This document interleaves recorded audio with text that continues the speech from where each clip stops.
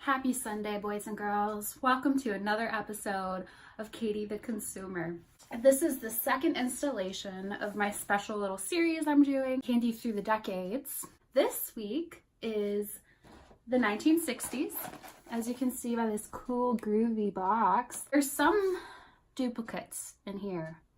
Actually, there's a lot of duplicates in here, and I'm not happy about that, Nancy Adams.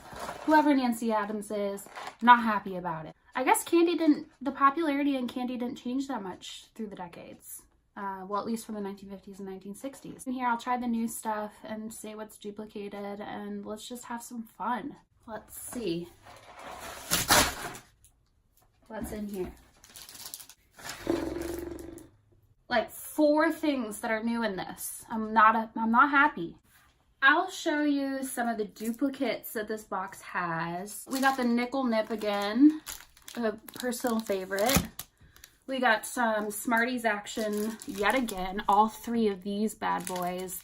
The lollipop, the traditional Smarties, and another candy necklace. It seems that the packaging on this one is a little bit different, but still a candy necklace. So we got some of the Dad's Root Beer candies. Apparently they're trying to send me a signal or something that I should get myself a sugar daddy, because this is the second time I've had one of these. We got the Tootsie Pop, the Tootsie Roll, another Atomic Fireball. This is going straight into the trash. The cursed licorice candy stick. This is gross. I have dots. These were my one of my grandma's favorite candies. They are the world's #1 selling gumdrops. And they first appeared on the market in 1945 by the Mason Candy Company, a family-owned candy company dating back to the 19th century. And then they were sold to the Tootsie Roll Company in 1972. And according to PETA, we all love and admire PETA. These are vegan, so vegan friends, these are safe. They even have like a cool little crossword thingy on the back, so you can play some games when you're eating your dots. I already know what these taste like, but I guess these really were very popular in the 1960s and probably like boosted into popularity once again in the 1970s when they went to the Tootsie Roll Company, probably getting dispersed more, and a lot of different flavors came out. In the 90s. They launched like the sour ones, and I've never had any of that, but these are the OGs. I'm gonna go with the green. Oh shit. Green flavored stuff. Oh, these stick to your teeth. You're definitely gonna need a floss or brush your teeth, children. Dude, these are really sticky, guys. Maybe that's why they're called like gumdrops, because they're little drops that stick to your gums and teeth. A lot of these candies started like getting big in like the mid-20th century. I wonder like if that's when the dentist industry took off. We're gonna cover some dentistry history because, you know, with candy, it's like sugar on teeth. Like, it's the root the root of like a lot of dental problems, I'm sure. If you go to ADA, the American Dental Association.org, they have a neat little timeline of like huge breakthroughs in the dentist industry. The very first like historical marking of dentistry was back in 700 AD in China, believe it or not. A medical text that mentioned the use of silver paste. That's all that they needed to basically just, there was some mention of silver paste, and they had to, that was the marking apparently. But yeah, I mean, dentistry was a thing for a while. In 1832, James Snell invented the first reclining dental chair. I mean, without him, man, dentistry would have never taken off if we couldn't recline in a chair, you know? How did they do it before? In 1945, the water fluoridation era began in New York, in Grand Rapids, Michigan, to add sodium fluoride to public water systems.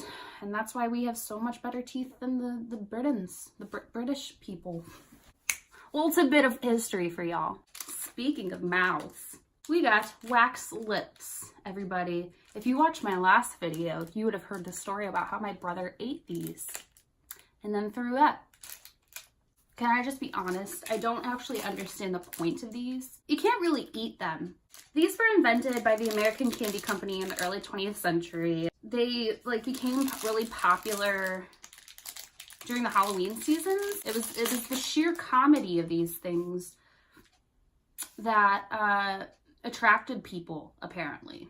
Just putting it in their mouths, they loved it because it looked cool.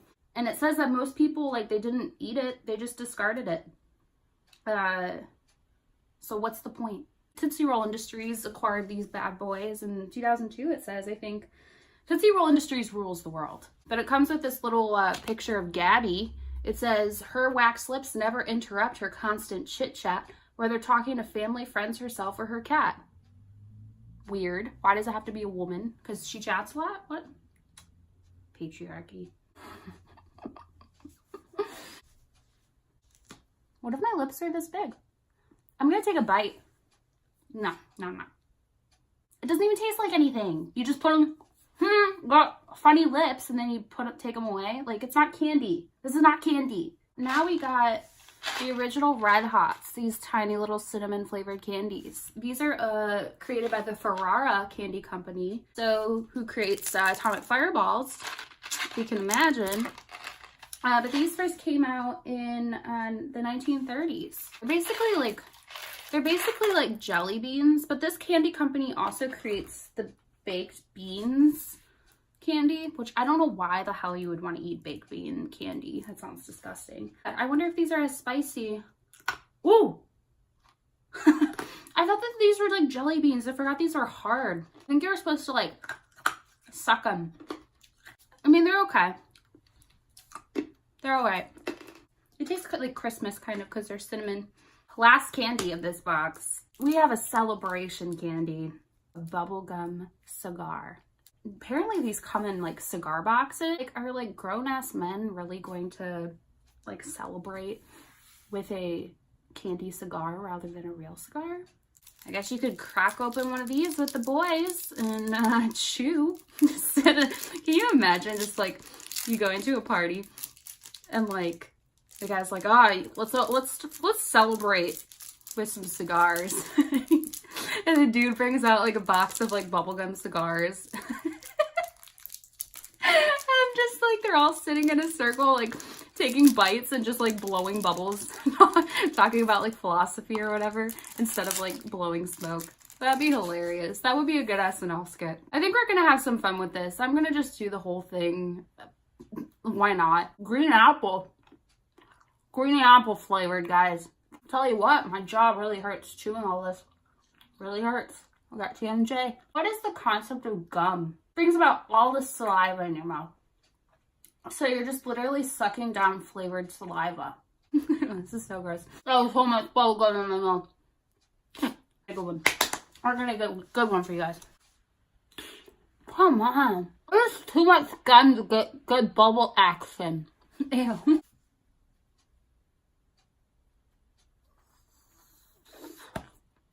Oh yeah, baby. The history of bubblegum is kind of sad. Bubblegum first came about in 1928. It was invented by a guy named Walter Deemer.